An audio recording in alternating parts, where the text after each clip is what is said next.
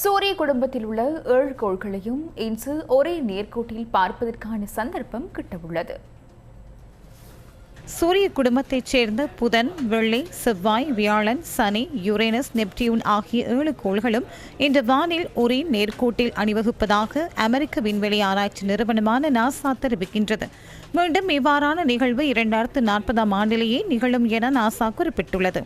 பல கோள்கள் அணிவகுத்து நிற்கும் இந்த அரிய நிகழ்வு பிளானட்டரி பேரட் என அழைக்கப்படுகின்றது. புதன், வெள்ளி, வியாழன், செவ்வாய் ஆகிய கோள்களை வெற்று கண்களால் பார்க்க முடியும். சனிக்கோள் அடிவானத்தில் கீழாக இருக்கும் என்பதால் அதை பார்ப்பது கடினம் எனவும், யுரேனஸ், நெப்டியூன் ஆகிய கோள்களை தொலைநோக்கி மூலமே பார்க்க முடியும் என தெரிவிக்கப்பட்டுள்ளது. இந்நிகழ்வை அவதானிப்பதற்காக கொழும்பு பல்கலைக்கழக வானியல் சங்க மாணவர்களினால் இரவு நேர வான் கண்காணிப்பு முகாம் ஒன்று ஏற்பாடு செய்யப்பட்டுள்ளது. கொழும்பு பல்கலைக்கழகத்தின் விளையாட்டு மைதானத்தில் மாலை 6:20 முதல் இரவு 8 மணி வரை இந்த முகாமிலிருந்து கோள்களை அவதானிக்க முடியும். பொதுமக்களுக்கும் இதற்கான சந்தர்ப்பம் வழங்கப்படுவதாக கொழும்பு பல்கலைக்கழகத்தின் பௌதிக விஞ்ஞான பிரிவின் பீடாதிபதி பேராசிரியர் சந்தன ஜெயரத்ன தெரிவித்தார். எவ்வாறாயினும் குறித்த காலப்பகுதியில் தெளிவான வானம் இல்லை எனில் இந்த முகாமுக்கு வருகை தருவதை தவிர்த்துக் கொள்ளுமாறு மக்கள் கேட்டுக் கொள்ளப்பட்டுள்ளனர்.